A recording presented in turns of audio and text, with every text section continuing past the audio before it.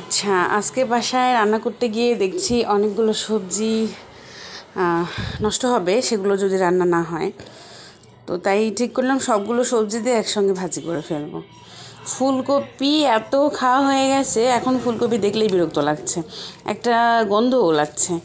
তো তাই চিন্তা করলাম ফুলকপিটাকে অন্য কোনোভাবে রান্না না করে একটু ভাজিতে দেই, একটু ভিন্নভাবে ভাজিটা করব। তাই আমি নিয়ে নিয়েছি ফুলকপি ছোটো করে কেটে, সাথে একটু বেগুন কেটে নিয়েছি, গাজর, এই যে, আর আলু, আর তার সঙ্গে লাগছে আমার পেঁয়াজ কাটা, এই তো মরিচ। আর ফুলকপিটাকে আমি ছোট করে কেটে ভালো করে পরিষ্কার করে ধুয়ে সেটাকে একটু ভাপিয়ে নিয়েছি, সামান্য, সেদ্ধ হয়নি, জাস্ট ভাপিয়ে নিয়েছি। এই যে সেদ্ধ হয়নি, এই যে সেদ্ধ হয়নি, জাস্ট ভাপিয়ে নিয়েছি আমি, গন্ধটা যাতে না লাগে। তারপরে গন্ধ না যাতে লাগে তার জন্য আমি বেশ কিছু মশলা এখানে ইউজ করব, সেটা আপনাদেরকে দেখাবো। এই যে ভাজিটা করার জন্য আমি নিয়ে নিলাম একটা ফ্রাই প্যান, আর সেটা গরম করছি।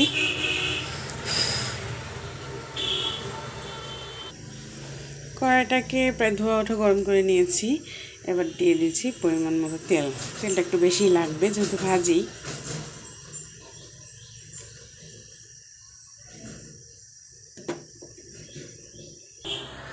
শুকনো কিছু উপকরণ দেব, এটা হচ্ছে তেজপাতা, পাঁচফোড়ন, সাদা জিরে, আর হচ্ছে কালো জিরে।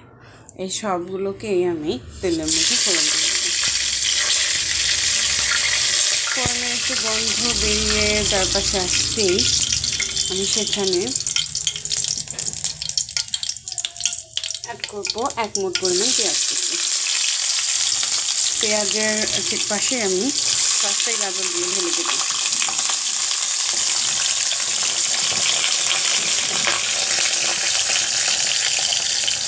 আর দেবো কাঁচামরিচ বেশ খানিকটা। এবার নেড়ে চেড়ে মিশিয়ে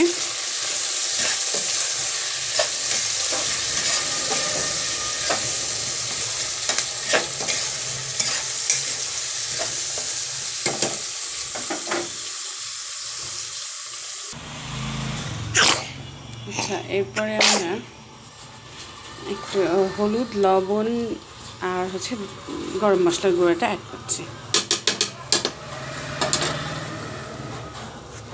তার সাথে আমরা আলুটাকে দিয়ে দিলাম। এবার নেড়ে চেড়ে মিশিয়ে নেব।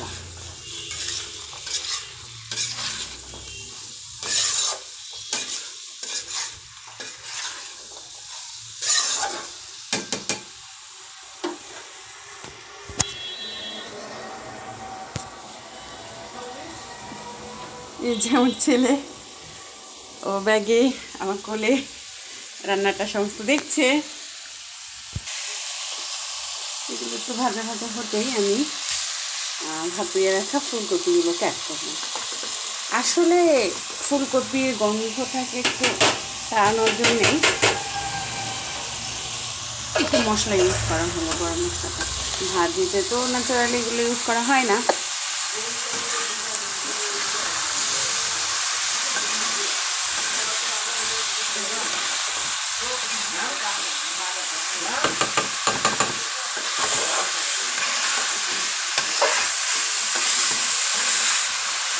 এটা একটু সেদ্ধ হয়ে আসতে আমি বেগুন দেবো। এখন যদি আমি বেগুনটাকে ইউজ করি তাহলে বেগুনটা সেদ্ধ হয়ে গলে যাবে, আর আমি সেটা চাইছি না। বেগুনটা একটু গোটা গোটা থাকলে খেতে ভালো লাগে। এই পর্যায়ে আমি ঢাকা দিয়ে দিলাম যাতে সবগুলো সবজি একটু সিদ্ধ হয়ে আসে। অফ ক্যামেরায় আমি ঢাকাটা তুলে একটু নাড়াচাড়া করে দিয়েছি। এইবার আমরা বেগুনটাকে দিয়ে দেবো। বেগুনটা দিয়ে অল্প হাতে নাড়াচাড়া করে মিশিয়ে নেব।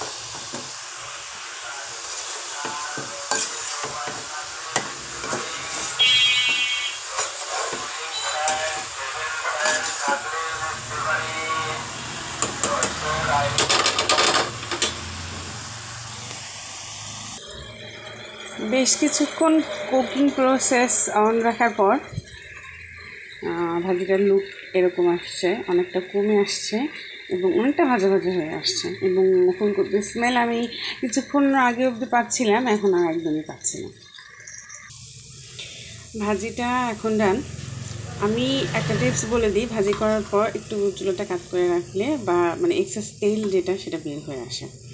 আমি সার্ভ করে দেখালাম না, কিন্তু ভাজিটা একদম ডান। আরও মুচমুচে করা যায়, তবে আমার মিস্টার একটু নরমি পছন্দ করেন, তার জন্য নরমি থাকবো। যদি আমার ভিডিও ভালো লাগে বেশি বেশি শেয়ার করবেন, লাইক করবেন, আমাকে কিছু বলতে বা উৎসাহিত করতে কমেন্ট করবেন। আল্লাহ হাফিজ।